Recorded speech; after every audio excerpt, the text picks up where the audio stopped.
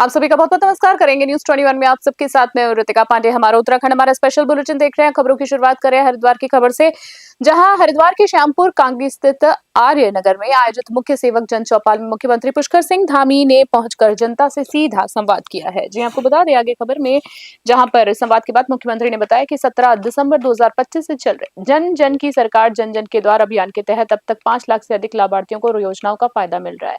उन्होंने आगामी 4 धाम यात्रा को सुरक्षित और सुव्यवस्थित बनाने तथा 2027 कुंभ मेले की तैयारियों को लेकर आधारभूत ढांचे को मजबूत करने पर जोर दिया है। हरिद्वार से तनवीर अली की स्पेशल रिपोर्ट देख रहे थे आप। जन चौपाल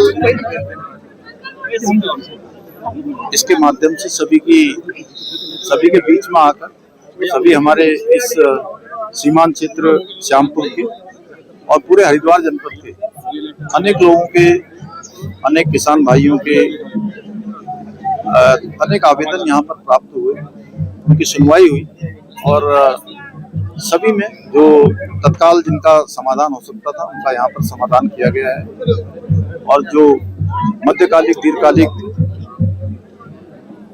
जरूरतें हैं या समस्याएं हैं उनको समाधान करने के लिए कार्यक्रमों में सम्मिलित कर दिया गया है। और ये जन जन की सरकार जन जन के द्वार, ये हमारा कार्यक्रम 17 दिसंबर से प्रारंभ हुआ था और इसका हेतु था कि सरकार जनता के बीच में पहुंचे, दूर दराज के क्षेत्रों में।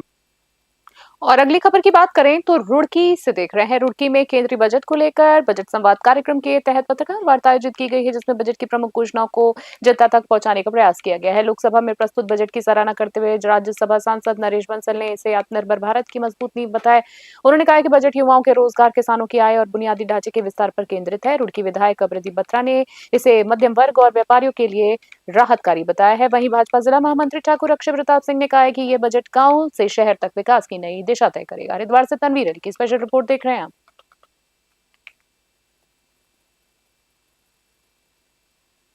2026 का बजट पिछले 10-11 वर्षों की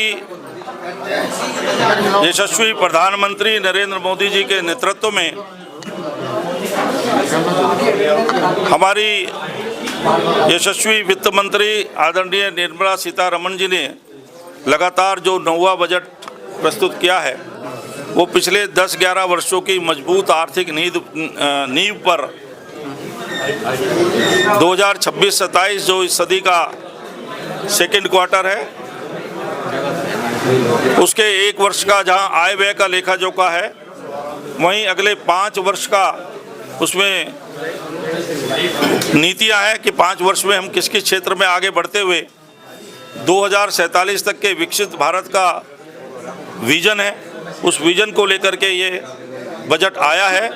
देखिए, विभिन्न वर्गों को जो बजट में प्रावधान रखे गए और उनसे जो लाभ हैं या जो निरंतर योजनाएं चली आ रही हैं, कैसे उसमें बजट को बढ़ाया गया है, इसके बारे में विस्तृत चर्चा हुई। जैसे कि हम लोग स्टार्टअप्स की बात करते हैं। देखिए, स्टार्टअप्स जो हैं वो एक ऐसा सेक्टर है जो बहुत लोगों को नौकरी देता है, बहुत सारा फंड्स लेके आते हैं। तो भारत में पिछले कई सालों में स्टार्टअप का एक कल्चर डेवलप हुआ है, उसके लिए इंक्यूबेटर्स बने हैं, उसमें एक पैसा गया है। जहाँ हम कैपिटल एक्सपेंशन की बात करते हैं, चाहे रोड्स की बात करें, चाहे आवास योजना के माध्यम से लोगों से बात करें, चाहे किसान सम्मान निधि से बात करें, सभी क्षेत्रों में अलग अलग जो हैं चीज़ें आई हैं। अभी कैंसर पेशेंट्स के लिए कैसे उनकी जो दवाइयाँ हैं वो कर मुक्त हो पाएँ, उसके लिए जो है प्रावधान रखा गया है। ऐसे ही विभिन्न सेक्टर्स में, जैसे लखपति दीदी योजना थी, द्रोण दीदी योजना थी, इन सभी को बढ़ाया गया है, इनका दायरा बढ़ाया गया है, जिससे जो विमेन एम्पावरमेंट है उसके ऊपर भी काम किया जाए। केंद्रीय बजट पर आज हमारे राज्यसभा सांसद नरेश बंसल ने प्रेस वार्ता करी। केंद्रीय बजट बहुत सुदृढ़ और बहुत अच्छा है। जैसे कि बात करी गई कि हमारी सरकार जो है 4 आर पे काम कर रही है, चाहे वो रोड्स हों, चाहे रोपवेज हों, रेलवेज हो, कनेक्टिविटी पर इंफ्रास्ट्रक्चर बहुत काम हो रहा है। आप देख भी नहीं चाहते हो, जो विकास का एक जाल सा बिछिया है और उत्तराखंड के लिए खास तौर से जो बजट रखा गया है टूरिज्म के लिए, स्पिरिचुअल आध्यात्मिक राजधानी बनाने के लिए उत्तराखंड को, तो उस पर हमारे प्रधानमंत्री ने खास ध्यान रखा है उत्तराखंड का। और जो हमारी ट्रेन पहाड़ पर चढ़ने वाली है ऋषिकेश से कर्णप्रयाग तक, वे भी लगातार काम हो रहा है। समझता हूँ कि चारों तरफ हाईवे जो बन रहे हैं, इस पर रोड बन रहे हैं। देहरादून दिल्ली हाईवे भी कंप्लीट हो गया है लगभग, आज आप देहरादून 1 घंटे में पहुँच रहे हैं। ये सब बजट में प्रावधान रखा गया और इससे मैं समझता हूँ कि उत्तराखंड का जो दशक है वो निश्चित रूप से जो है पूरे देश में एक अलग आयाम स्थापित करने वाला।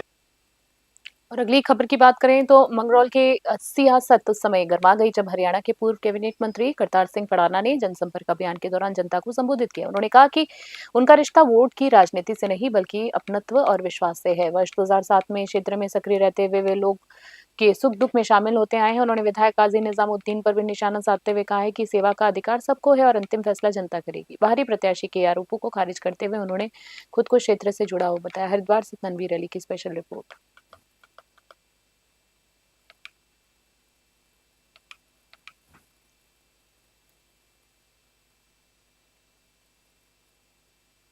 मेरी पार्टी में जो आज के दिन है वो मेरे से पुराना कोई भी नहीं है। मेरे से पुराना कोई नहीं है। मैं 7 में आया था पार्टी का कैंडिडेट और 7 से और आज तक मेरे से पुराना कोई नहीं है। 6 का कोई कैंडिडेट नहीं है जो टिकट मांग रहा हो। जो 6 में टिकट मांगता हो वो तो मेरे से पुराना हो सकता है, लेकिन 7 से आगे के तो मैं पुराना हूँ सबसे। मैं यहाँ का हूँ, मेरा वोट यहाँ था लक्सर में। अबे जब तो मंगलौर में था साथ में। मंत्री जी, आपने जो गाड़ियाँ भेज रहे हैं खाटू श्याम और अजमेर शरीफ, उस पर भी सवाल उठाए जा रहे हैं वर्तमान विधायक के द्वारा। भाई सवाल तो कोई कहीं पे भी उठा सकता है, लेकिन अच्छे काम के लिए सवाल नहीं उठाने चाहिए। और अगर उनको लग रहा है कि मैं ये कोई अच्छा काम कर रहा हूँ तो मैं 1 भेज रहा हूँ, वो 2 भिजवा दे। मेरी पार्टी में जो आज के दिन है वो मेरे से पुराना कोई भी नहीं है।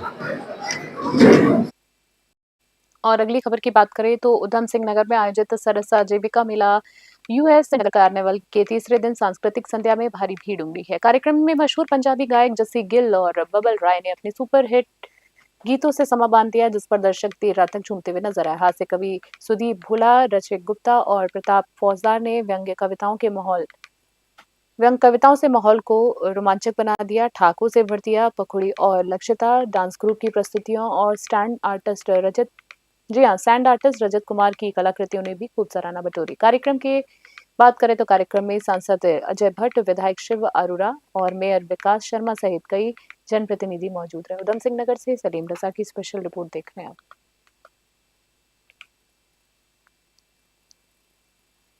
और अगली खबर की बात करें तो हरिद्वार में गंग नहर में डूबकर लापता हुए आईआईटी छात्र आशीष शुक्ला का शव 6 दिन बाद बरामद किया गया है।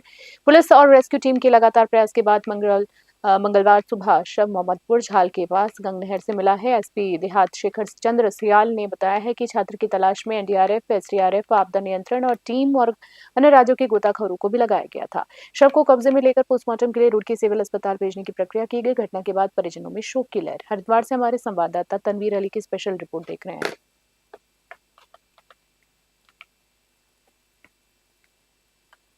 4 तारीख की संध्या में शाम को रविदास घाट है, उसके पास में नगर निगम पुल है, उसके पास में ये जो गंग नहर है उसमें ड्रोनिंग का ये मामला आया था। उस संबंध में लगातार सर्च की जा रही थी। इसमें एसडीआरएफ की टीमें, एनडीआरएफ की टीमें और जो लोकल हरिद्वार जनपद के गोताखोर हैं उनके द्वारा तलाशी की जा रही थी। आज 7वें दिन जो है मोहम्मदपुर झाल पे जो छात्र हैं उनको बॉडी रिट्रीव हुई है और उसमें परिजनों के संपर्क में ऑलरेडी पुलिस है, आईआईटी प्रशासन के संपर्क में है। तो अग्रिम जो नेसेसरी फॉर्मेलिटीज़ हैं कार्रवाई की जा रही है और ये था कि काफ़ी दिन से प्रयास चल रहा था, तो आज इसमें जो बॉडी रिट्रीव हुई है। और अगली खबर की बात करें, रुड़की स्थित कोर यूनिवर्सिटी में द्वितीय दीक्षांत समारोह उत्सव और गरिमा के साथ आयोजित हुआ है। कार्यक्रम में उत्तराखंड के राज्यपाल लेफ्टिनेंट गुरमीत सिंह मुख्य अतिथि के रूप में शामिल हुए। उन्होंने कहा है कि शिक्षा केवल डिग्री प्राप्ति नहीं बल्कि राष्ट्र निर्माण की आधारशिला है। युवाओं से आह्वान करते हुए उन्होंने विकसित और आत्मनिर्भर भारत के निर्माण में सक्रिय भूमिका निभाने के संदेश दिए। राज्यपाल ने विद्यालय की स्टार्टअप संस्कृति और उद्योगोन्मुख शिक्षा की सराहना की है तथा 44 लाख रुपए तक के उच्च पैकेज की संस्था की गुणवत्ता का प्रमाण बताया है। उन्होंने नई दिल्ली के भारत मंडपम में आयोजित अंतर्राष्ट्रीय एआई कार्यक्रम का उल्लेख करते हुए भारत की तकनीकी क्षमता को रेखांकित किया। हरिद्वार से हमारे संवाददाता तनवीर अली की स्पेशल रिपोर्ट देख रहे हैं। आज ऐसा लगा युवाओं को देखकर, जिनको भी अवार्ड दिया, उनके अंदर में जो वाइब्रेशन थी, उनके अंदर जो कॉन्फिडेंस था, उसके बलबूते पर मैं कह सकता हूं कि भारत को विश्व गुरु होने से कोई नहीं रोक सकता, क्योंकि हमारी जो विद्या ज्ञान का जो जड़ है, जो धरोहर है, जो शिक्षा और ज्ञान की जो अंदर में पैशन है, वो बिल्कुल अलग है। मुझे ऐसा लगता है कि आज हमारे युवाओं को देखकर आज ऐसा लगा कि ये जो हमारी अमृत पीढ़ी है, ये अवश्य ही 2047 में भारत को विकसित राष्ट्र, आत्मनिर्भर भारत बनाएंगी। आज ये भी एम्फसाइज किया कि जो टेक्नोलॉजी है, जो विद्या है, या जो भी आपके अंदर स्किल है, तब तक पूर्ण नहीं होती है जब तक आपके साथ में, उसके साथ में एक चरित्र निर्माण भी। आज हम सब ने संकल्प लिया कि हम किस प्रकार राष्ट्र प्रथम, नेशन फर्स्ट की जो भावना। खास बुलेटिन में इतना ही। बने रहिए न्यूज़ 21 अभी के लिए। नमस्कार, जय हिंद, जय भारत।